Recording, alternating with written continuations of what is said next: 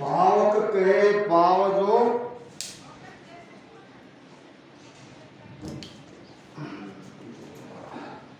पावक कहे पाव जो डाहे डाहे पावक नाम अग्नि।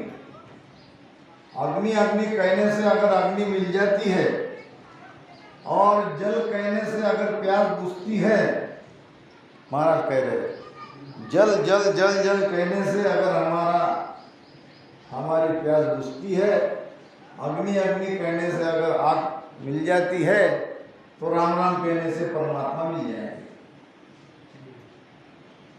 ये क्यों कह रहे हैं संत? ये इसलिए कह रहे हैं कि जब हमारे अंदर सच्ची प्यास रहती है, प्यास से हम तड़प रहे हैं, तो हम क्या करेंगे? जल कहाँ है उसको ढूंढेंगे, जल कहाँ है उसको ढूंढेंगे। और जब तक जल नहीं मिलता तब तक शांत नहीं बैठेंगे। इसी प्रकार राम के मिलन की सच्ची तड़प हमारे अंदर है, तो वो भजन नहीं छोड़ेगा, वो बराबर भजन में बैठेगा। और भजन में पीर भी लाएगी, प्रेम भी लाएगा। जो जो वाणी में बात बताई है, ज्ञान में जो कहा गया है, वो सब बातें करेगा, क्योंकि उसको राम चाहिए। महाराज कहते हैं राम तुम्हारे है घट माही, प्रेम प्रीत सुपाओ, हट तो किया राम नहीं रीझे, कोई मूर्ख समझाओ। राम जी हमारे घट में है और उसको पाने का उपाय है प्रेम और प्रीत। प्रेम प्रीत के बिना वो राम जी नहीं मिलते। और हमारी प्रीति राम जी पे लगी कि नहीं लगी है, इसकी भी पहचान होती है। महाराज कहते हैं प्रीत न छिपे छिपाई संतो, प्रीत न छिपे छिपाई, मूंगी वस्त्र को सूंगी जाने, हाणन को नहीं भाई। मूंगी वस्त्र को सूंगी जाने, हाणन को नहीं भाई। राम हाणन को नहीं भाई, प्रीत न छिपे छिपाई संतो, प्रीत न छिपे छिपाई। चित चिंता मन पारस लादे, घर में मेले लाई। चित चिंता मन पारस लादे, घर में मेले लाई। पारक बिना मोल नहीं आवे, यूं आवे यूं जाई। पारक बिना मोल नहीं आवे, यूं आवे यूं जाई। राम यूं आवे यूं जाई, प्रीत न छिपे छिपाई संतो, प्रीत न छिपे छिपाई। प्रीत को छिपाए नहीं छिपा सकते। भक्ति में हमारी कितनी प्रीति है, भजन में हमारी कितनी प्रीति लगी है, ये कहने की आवश्यकता नहीं, वो दिखाई देती है। इसको छिपा भी नहीं सकते। सच्चाई छुप नहीं सकती कागज के फूलों से। सच्चाई छुप नहीं सकती झूठ के असूलों से, और खुशबू आ नहीं सकती कागज के फूलों से। चित्त चिंतामन पारस लादे घर में मेले आई। अब पारक बिना मोल नहीं आवे, ज्यों आवे त्यों जाई। अब किसी के पास पारस है या चिंतामणि है, अब उन्होंने संभाल के उसे घर में लाके रख दिया, कोई बहुमूल्य वस्तु समझकर। मगर ये पारस करता क्या है, ये चिंतामणि करती क्या है, इसकी परख नहीं है। इसका लाभ क्या ले सकते हैं, कैसे लाभ ले सकते हैं, कितना लाभ मिलता है, इसकी पारख नहीं है। पारख न रहने से वो मिला क्या न मिला क्या एक समान। जैसे कि एक कोई बुढ़िया थी और एक भिखारी आया भीख मांगने के लिए। बुढ़िया कहने लगी, बेटा मैं गरीब हूं, मेरे पास कुछ नहीं। भिखारी कहने लगा, माताजी आप क्यों गरीब का मजा ले रही हो, आपके जैसा रईस तो इस त्रिलोक में कोई नहीं है। बुढ़िया कहने लगी, मैं सचमुच कहती हूँ कि मेरे पास कुछ नहीं है, मैं बहुत गरीब हूँ, और तुम मुझे त्रिलोक में सबसे ज़्यादा रईस बता रहे हो, तुम भी तो मेरी मजा ही ले रहे हो। भिखारी कोई सादा वाला भिखारी नहीं था, एक संत था, एक साधु था, और उसको पहचान थी। वो बुढ़िया जो पत्थर पे क्या कहते हैं उसको, बड़ा पत्थर पटे जिसपे चटनी गिटनी होती है, पाटा। महाराष्ट्र में कहते हैं पाटा, हिंदी साइड में क्या कहते हैं पता नहीं। तो ऐसा पत्थर का पाटा रहता है, और उस पर से मिर्ची हो या कोई और हो, प्याज हो, सब उसको बारीक करने में काम आता था वो पाटा। ये पाटा पत्थर का न हो के पारस का था, और बुढ़िया को पता नहीं था। अब वो साधु जो भिक्षा मांगने आया था, वो तो बराबर कह रहा था कि माताजी आपके जैसी त्रिलोक में कोई धनवान नहीं है, आपके ऊपर तो लक्ष्मी की मेहर है। जब बुढ़िया नहीं समझी तो उसको समझाना पड़ा, ये जो पाटा है, ये जो पत्थर समझ के तू उसको काम में ले रही है, ये पत्थर नहीं है, ये पारस है।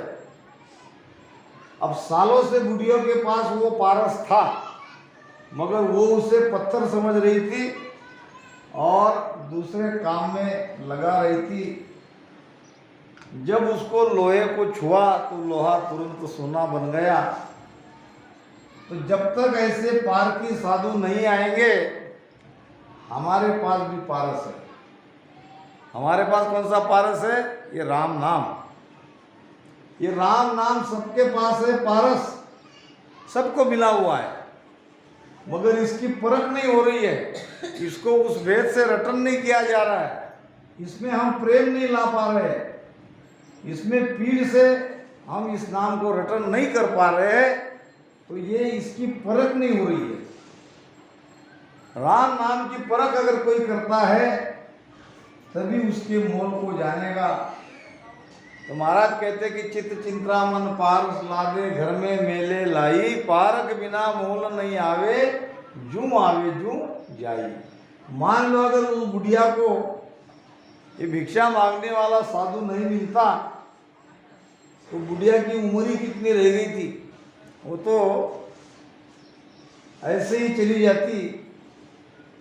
कहने का मतलब राम नाम से प्रीति लगाओ, ये बहुत ताकतवर मंत्र है, इसको प्रेम से रटन करो।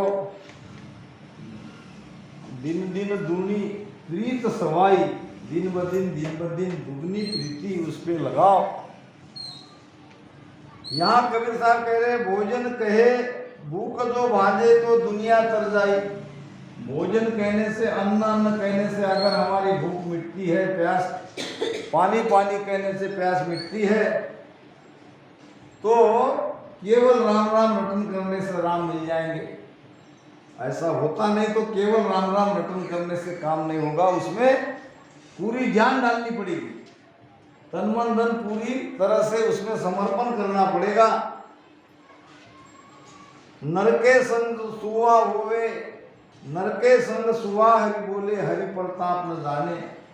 ये सुआ जो बोल मिटू राम राम, बोल मिटू राम राम कहता है, मगर राम नाम के प्रताप को नहीं जानता। कहते हैं कि एक पिंजड़े में एक सुआ था और उसको राम राम बोलना सिखाया जाता था। गांव में कहीं सत्संग हो रही थी, एक संत सत्संग के लिए जा रहे थे, सुए ने उसे आवाज देकर बुलाया। अब आवाज दिया राम राम। सुआ मनुष्य की जबान बोलता है अगर उसको ठीक तरह से पढ़ाया जाए तो। जब वो संत सुए के पास आया तो उसने कहा कहाँ जा रहे हो महात्मा जी? वो कहा सत्संग में। सत्संग में क्यों जा रहे हो? तो ज्ञान सुनने के लिए। कौन सा ज्ञान? तो यही मोक्ष मुक्ति का ज्ञान। मोक्ष मुक्ति का ज्ञान क्या है? नाम कौन सा है? तो संत कहने लगे राम राम। तो अभी तुम्हारे महात्मा से तुम पूछना कि मैं सालों से ये पिंजरे में राम राम कह रहा हूं, अब मैं तो मुक्त नहीं हुआ। राम राम कहने से अगर मुक्त हो जाते तो मैं तो अभी बंधन में ही हूं। मेरे प्रश्न का उत्तर ढूंढ के लाना।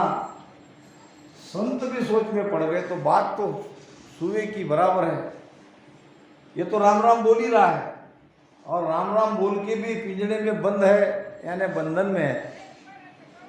जब सत्संग समाप्त हुई तो वो महात्मा जी अपने गुरु के पास गए, कहने लगे ये एक कुएं का प्रश्न है, एक सुए का प्रश्न है, आप बताना चाहो तो बताओ, ना भी बताया तो कोई बात नहीं। खैर वो तो सुआ है, वो क्या कर लेगा मेरा। गुरु ने कहा नहीं, प्रश्न किसी का भी हो, प्रश्न का उत्तर जाना चाहिए, उसको जवाब मिलना चाहिए, तो पूछो। सुआ कहता है कि मैं राम राम रटन कर रहा हूं, फिर भी मेरी मुक्ति क्यों नहीं हुई? मैं बंधन में क्यों, मैं पिंजड़े में क्यों बंधा हूं? तो बंधन से मुक्त होने का उपाय क्या, ये उसका सवाल है। अब ये प्रश्न सुनते ही गुरु महाराज एकाएक गिर गए जमीन पे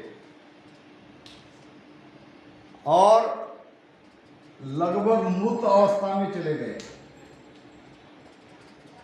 प्रश्न करने वाला वो जो महात्मा था वो घबरा गया, कहीं मैंने गलत प्रश्न तो नहीं पूछ लिया। अब गलत तो प्रश्न नहीं था, मगर ये साधु महाराज को हुआ क्या? गुरुजी तो एकाएक नीचे गिर गए और मृतप्राय हो गए। बहुत उठाने की कोशिश करी, महात्मा उठे नहीं। दूसरे लोग आ गए, ये निकल गया, इनको कुछ ना कहे। फिर तोते ने आवाज लगाई, मेरे प्रश्न का उत्तर लाए हो?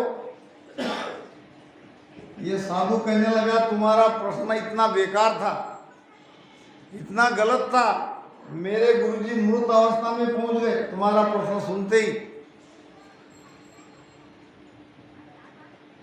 तोता कहने लगा ठीक है भाई जाओ, धन्यवाद आपको, आपने मेरे प्रश्न का उत्तर लाया। अरे उत्तर दिया ही नहीं ना, जो नहीं दिया वो उत्तर मुझे समझ गया। फिर जब मालिक आया, तोते को बाहर निकाला खान पान करने के लिए, तो तोता अंदर में मृत अवस्था में दिखा। फिर मालिक ने सोचा हो सकता है तोता मर गया हो, उसको हाथ को उठा के बाहर फेंक दिया। बाहर फेंकते ही थोड़ी देर में तोता जाके उड़ गया। कहने का मतलब, जब हम जीवित रहते तब तक मुक्ति नहीं है। मुक्ति के लिए मरना पड़ेगा, मन को मारना पड़ेगा। जीवत मरिए भवजल तरिए। तो ये राम नाम हमें मुक्तक बनाता है। राम नाम हरि संसार के सारे विषय सुख की कामना को मिटाता है। राम नाम से सारे हमारे विकार मिट जाते हैं। तो हम जीवित कहाँ बचते हैं? हम तो मृतप्राय ही होते हैं। तो महाराज कहते हैं, जो कभी उड़ी जाए जंगल में तो हरि सुरती न लावे। अगर मनुष्य के साथ तोता राम राम करना भी सीख ले और राम राम भी करे, अगर उसको पिंजड़े से बाहर निकाला गया, अगर वो उड़ जाता है, तो फिर वो न कभी राम बोलता है, न उसको राम बोलने की आवश्यकता है। बिनु देखे बिनु अरस परस बिनु राम लिए क्या हुई। केवल नाम लेने से क्या होगा? परमात्मा को तो देखा नहीं। अब परमात्मा का दर्शन होता है शब्द के रूप में। अगर शब्द नहीं जगा है, बिन देखे बिन अरस परस, उससे हम हुए ही नहीं, तो वो कैसे मिलेगा? धन के कहे धनिक जो होवे निर्धन रहे न कोई। धन धन कहने से, अगर धनवान होते तो संसार में कोई निर्धन नहीं रहते। सबको धन चाहिए, सब धन को याद करते हैं, सब पैसे का रटन करते हैं। पैसा सबको चाहिए, मगर केवल पैसा पैसा करने से पैसा नहीं मिलता है। साची प्रीति विषय माया सो हरि भक्तन की फांसी। आखिर में कबीर साहब सार बता रहे हैं, साची प्रीति जो है, जिसकी सच्ची प्रीति माया में है, धन में है, विषय में है, संसार में है, तो ये हरि भक्त के लिए फांसी है। ये फांसी है। अगर नाम पे प्रीति नहीं है, संसार पे प्रीति है, तो ये हरि भक्ति के लिए फांसी है। महाराज कहते हैं कि सुख राम सुनो सब होई। के सुख राम सुनो सब होई। यारे संग न होई वे। यारे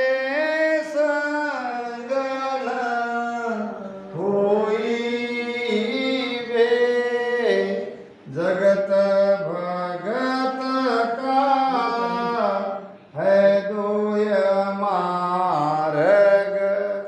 जगत भगत का है दोय मार्ग। बेड़ा चले नहीं कोई बेड़ा चले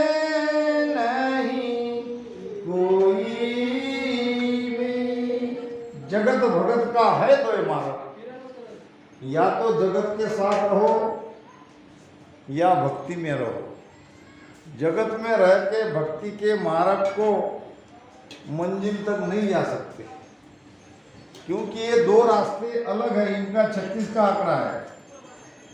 जैसे 36 में 3 और 6 कभी नहीं मिलेंगे, इसी प्रकार जगत से प्रेम करके भक्ति से रास्ते से आगे हम नहीं बढ़ते। जगत को रिझाओगे तो जगत रिझेगा, और राम को रिझाओगे तो राम रिझेगा। जिससे हमारी प्रीति है वही हमें मिलेगा। साची प्रीति विषय माया सो हरि भक्तन की फांसी। और कहे कबीर एक राम भजे बिनु बांधे यमपुर दासी। अगर राम नाम का हम भजन नहीं करेंगे, उसमें प्रीति नहीं लगाएंगे, उसमें प्रेम नहीं लगाएंगे, तो केवल राम राम रटन करने से, केवल रटन ही कर रहे हैं तो इतने से काम नहीं चलेगा। पूरी तरह से समर्पित होना पड़ेगा, तब ये राम नाम गुणकारी है। वरना उसका जो लाभ मिलना चाहिए वो लाभ नहीं मिलेगा। जो समय हमें मिला है, जो अवसर हमें मिला है, वो अवसर भी निकल जाएगा। इसीलिए भजन में प्रेम लगाओ। अवसर तेरा पल पल में जाए, सुताने नींद क्यों आवे। अवसर तेरा पल पल में जावे, सुताने नींद क्यों आवे। सिराणे जमकड़ो बेरी, भजन बिन गुण गति तेरी। सिराणे जमकड़ो बेरी, भजन बिन गुण गति तेरी। अवसर तेरा पल पल में जावे, सुताने नींद क्यों आवे। सो मत, हम बड़े नहीं हो रहे, हम छोटे हो रहे हैं। पल पल में हमारी आयु घट रही है। आव घटे तन छीजे, आयु भी घटेगी और शरीर भी झीजेगा। और एक दिन राम नाम सत्य है कह देंगे, सब छोड़ के यहाँ से चले जाएंगे। इसलिए आज जागो। नींद मौत की निशानी है और जागना ही जीवन है, जागना ही आनंद है। जागने का मतलब है भजन में प्रेम करो, भजन में प्रीति लगाओ, वही हमारे काम आएगा। नहीं तो खाली हाथ आए थे और खाली हाथ जाएंगे। अब खाली क्या जाएंगे, ये तो एक कर्म का बोझ लेके यहाँ से जा रहे हैं। दरिया नर्तन पायते कियो न राम उचार, बोध उतरन आया था ले चला सिर भार। बहुत बढ़िया मौका था कर्म का बोझा पूरी तरह से उतारने का, अब वो तो किया नहीं और कर्म का भार ज़्यादा लेके संसार से जा रहे हैं। इससे 84 में दुख ही भोगना पड़ेगा, नरक की यातना सहनी पड़ेगी, बार बार गर्भ में आना पड़ेगा। जहाँ जाएंगे वहाँ दुख ही दुख मिलेगा। इसलिए आज जागो, भजन करो। इसी को जागना कहते हैं।